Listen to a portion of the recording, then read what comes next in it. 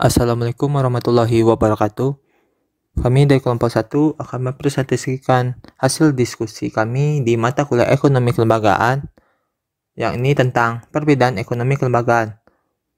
Perbedaannya yakni antara ekonomi kelembagaan lama dengan ekonomi kelembagaan baru, atau istilahnya Old Institutional Economic dengan New Institutional Economic. Sebelum presentasi, kami akan memperkenalkan anggota kelompok 1, yakni yang pertama Muhammad Rafiq Z, yakni dengan BP 17.1054/2014, yang kedua Wazir Zakawali dengan BP 18.1054/1004, yang ketiga Habi Asri dengan BP 18.1054/1010, yang keempat Hanif Wadi dengan BP 18.1054/2002 sebagai moderator. Oke, kita lanjut kepada materinya. Old Institutional Economy atau dalam OIE merupakan cabang ilmu ekonomi yang tidak memiliki teori dasar ekonomi ortodoks, ekonomi klasik ataupun neoklasik. Mereka menentang pemikiran neoklasik karena dianggap tidak memasukkan sisi-sisi humanistik dalam pendekatannya. Mereka mengatakan bahwa teori OIE bukan lembaga secara fisik, melainkan perilaku ekonomi yang didorong oleh pertimbangan dan perasaan yang secara umum berlaku keadaan dan waktu tertentu. Selanjutnya itu New Institutional Economic atau NIE, ekonomi institusional baru. Ini adalah cabang ekonomi yang secara khusus menggabungkan berbagai batasan institusional ke dalam analisis ekonomi formal untuk menjelaskan berdasarkan pilihan rasional fenomena dunia nyata yang dapat diamati bahwa ekonomi neoklasik standar, yang berarti tidak ada batasan institusional, adalah tidak dapat menjelaskan, kecuali dengan mengasumsikan perilaku rasional di pihak perilaku ekonomi individu. Selanjutnya, asumsi perilaku neoklasik. Dunia ekonomi adalah pandangan dalam equilibrium. Jadi yang kedua, pelaku ekonomi menghadapi situasi pilihan yang sama. Yang ketiga, aktor memiliki preferensi dan kriteria yang stabil. Yang keempat, kesempatan untuk meningkatkan hasil. Yang lima, gagal memaksimalkan preferensi. Keenam, informasi yang sempurna tanpa biaya transaksi. Oke, baiklah. Selanjutnya di slide ini, sini ada perbedaan antara neoklasik dan institusionalisme utara. Pertama dari aspek unit analisis, yaitu perbedaannya adalah neoklasik menggunakan individu, dan sedangkan institusionalisme ini menggunakan pihak yang bertransaksi. Lanjut, tujuan para aktor. Sini memaksimalisasi utilitas dan kepentingan pribadi untuk di neoklasik, sedangkan untuk di institusionalisme memaksimalisasi utilitas dalam kerangka kelembagaan Cupertino untuk mengurangi biaya transaksi dan mengamankan properti. Lalu dalam pengertian, dalam neoklasik ini menggunakan pengertian rasional, sedangkan institusionalisme ini rasional dalam kerangka model mental dan budaya. Lalu informasi ini diberikan secara penuh oleh neoklasik. Dalam institusionalisme ini terbatas, namun diproses secara subjektif. Untuk pendekatan yang digunakan neoklasik ini universalistik. Sedangkan yang di institusionalisme ini universalistik dengan beberapa upaya historis. Lanjut itulah metode analisisnya. Yang neoklasik menggunakan mekanistik. Lanjut institusionalisme ini kombinasi penggunaan deduktif dari alat analisis neoklasik dengan mengacu pada sejarah. Lanjut perubahan, ini neoklasik menggunakan pergerakan di sekitar equilibrium berdasarkan perubahan harga relatif. Melalui masa kemakmuran dan stagnasi berdasarkan efisiensi kelembagaan dalam menurunkan biaya transaksi dan mengamankan hak milik. Nah, ini yang digunakan oleh institusionalisme. Lanjut, yaitu keseimbangan. Dalam keseimbangan, neoklasik menggunakan efisiensi alokasi. Sedangkan institusionalisme tidak ada presuposisi gerakan di equilibrium. Lanjut konsep sentral. Lanjut ini ke ekonometrika itu beradaptasi dengan baik ini di neoklasik, namun di institusionalisme utara tidak bisa beradaptasi. Selanjutnya pemodelan. Di sini di neoklasik pemodelan sangat berkembang dalam persamaan. Dalam institusionalisme, kerangka kerja informal dan umum. Luas pasar menentukan spesialisasi. Dibatasi oleh hambatan pemerintah untuk pergerakan bebas modal orang dan barang. Ini di dunia klasik ini dibatasi. Lanjut di institusionalisme ditentukan oleh efisiensi lembaga dan menurunkan biaya transaksi.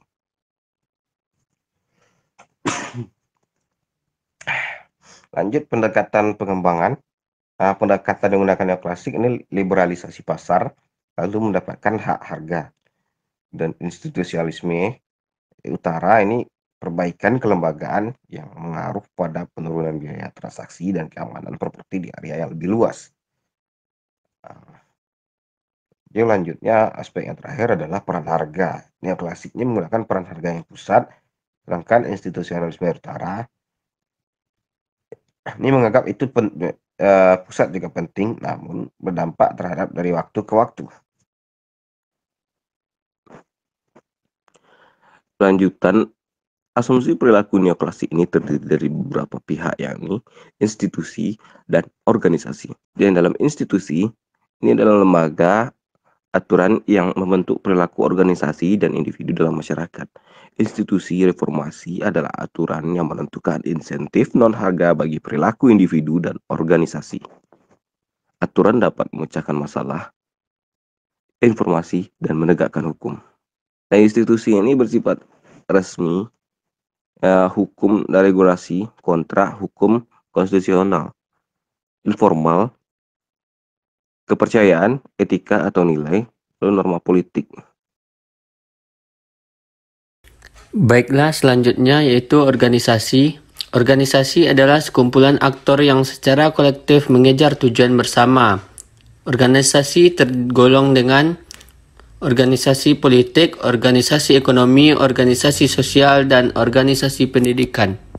Selanjutnya yaitu perubahan kelembagaan. 1. Kelangkaan dan persaingan. 2. Persaingan mendorong keterampilan dan pengetahuan. 3. Kerangka kelembagaan menentukan keterampilan dan pengetahuan. 4. Persepsi. Dan 5. Lingkup ekonomi dan jalur bergantung. Selanjutnya tingkat, yaitu teori sosial L1, ekonomi dari hak milik atau politik positif teori L2, biaya transaksi ekonomi atau L3, neoklasik ekonomi atau teori agensi L4. NES yang disematkan yaitu lembaga informal, bea cukai, tradisi, norma agama, kemudian lingkungan kelembagaan, aturan formal, permainan properti atau pemerintahan, peradilan atau birokrasi.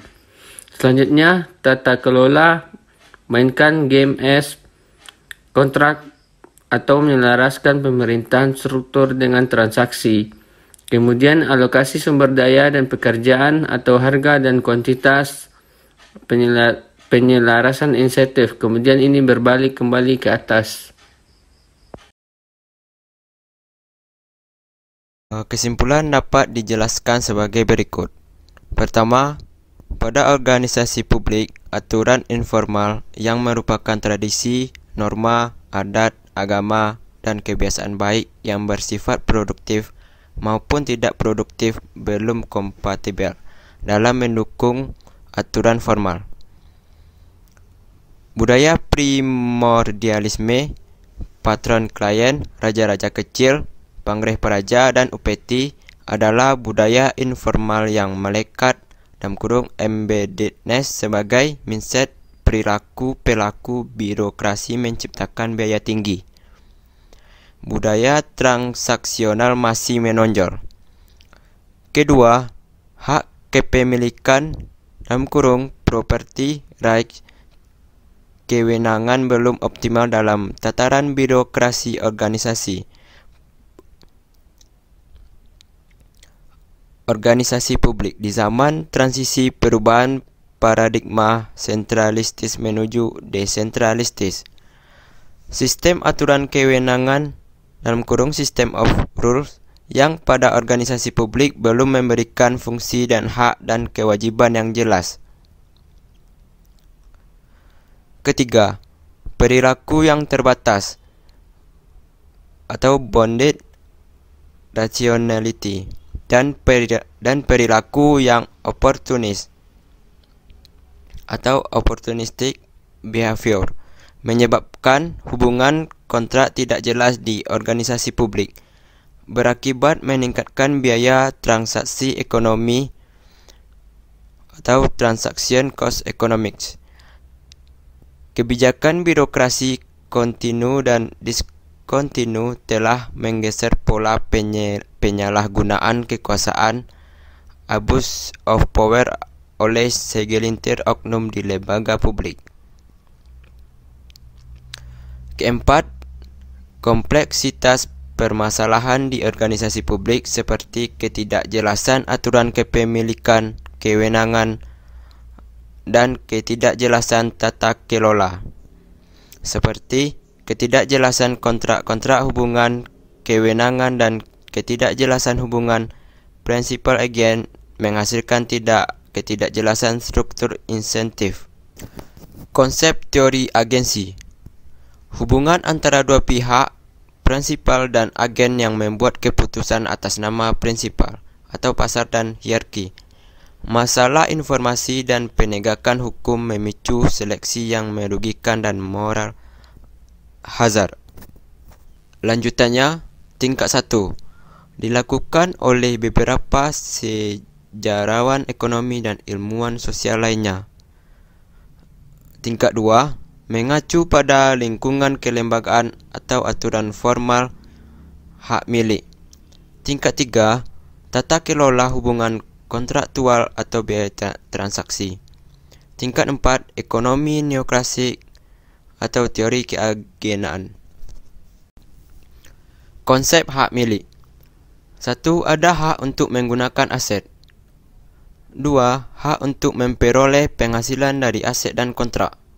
3. Hak untuk mentransfer secara permanen kepemilikan pihak lain atas sesuatu aset. Dalam kurung menjual aset. Saya Hanif Wadi akan menjelaskan materi tentang konsep biaya transaksi di perbandingan ekonomi kelembagaan. Konsep biaya transaksi terdiri dari biaya untuk mengukur atribut dari apa yang dipertukarkan dan biaya untuk melindungi hak, pengawasan, dan penegakan kesepakatan. Konsep biaya transaksi bergantung pada asumsi perilaku manusia, yaitu rasionalitas, terbatas, dan oportunisme. Lanjut ke materi selanjutnya, yakni konsep kontrak. Di dalam konsep kontrak, manifestasi niat untuk bertindak atau menahan diri dari bertindak dengan cara tertentu. Itu dasar dari konsep kontrak. Lalu, pilihan kontrak ditentukan oleh biaya transaksi, risiko ekonomi, dan pengaturan hukum. Lanjut ke perbedaan All Institutional Economic atau disingkat dengan OIE dengan New Institutional Economic atau yang disingkat dengan NIE.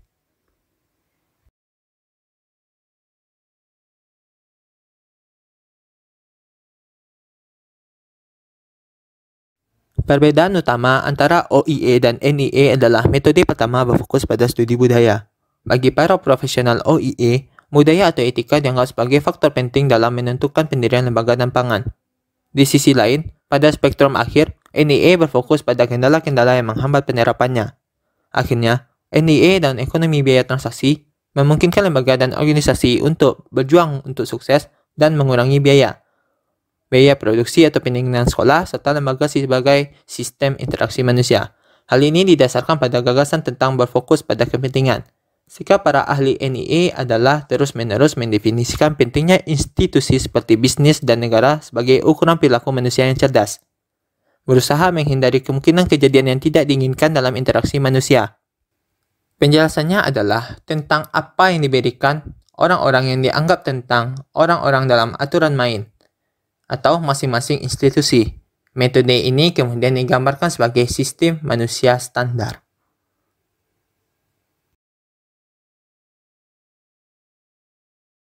Lanjut ke penerapan NIE atau New Institutional Economic. Penerapan NIE atau New Institutional Economic bisa saja terdapat sebagai berikut, yakni perusahaan, pasar, dan negara. Sekian presentasi dari kelompok 1 tentang perbedaan ekonomi kelembagaan antara Old Institutional Economic yaitu OIE dengan New Institutional Economic yaitu NIE. Jika ada salah kata dari kelompok 1 kami mohon maaf. Kami dari kelompok 1 pamit undur diri. Wassalamualaikum warahmatullahi wabarakatuh.